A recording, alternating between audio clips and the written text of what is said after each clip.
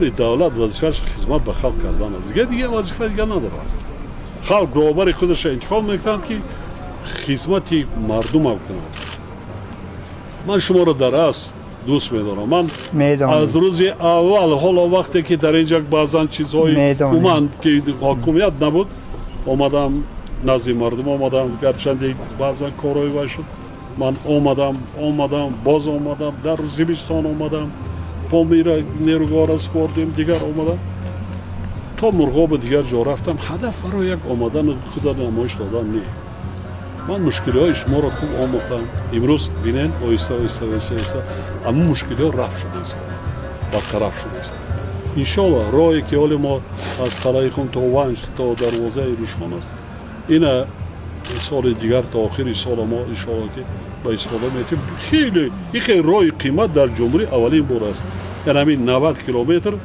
مبلغ 230 میلیون دلار 2.5 میلیارد سوم ما مبلغ نگاه نمیکنیم لایه کرده استیم تا سرحدی چینه ما میرویم حاضر رو شود 3-4 ساعت راه شما کوتاه بشه ما تا خاروق میرویم اینجا دوشنبه ولی سفر قطعا میرویم بله شما بینید از درواز تا دوشنبه چقدر کی باید یاد داشت دیودره را دیدین در زمان شوروی در 3/24 نوشتن که دیودره و راه آهنی قربان تپه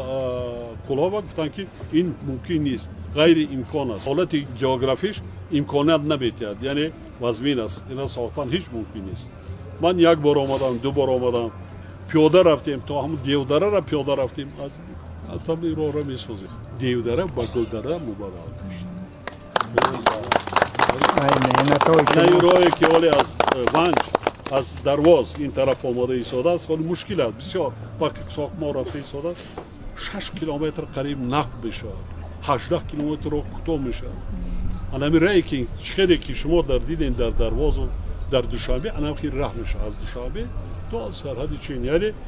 در خود خارو 7 کیلومتر نقب میکنیم شهر آباد کرده ایستادیم این قدر انشاءات 12 آشیانه این افسانه است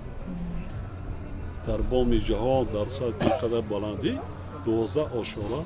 ساختیم برای شما برای خدمتچی‌های دولتی برای مردم ولی میرود این چیزها آبادی سرشویش است آباد میشه شهر زمانی میشه خوشبخت باشید رحمت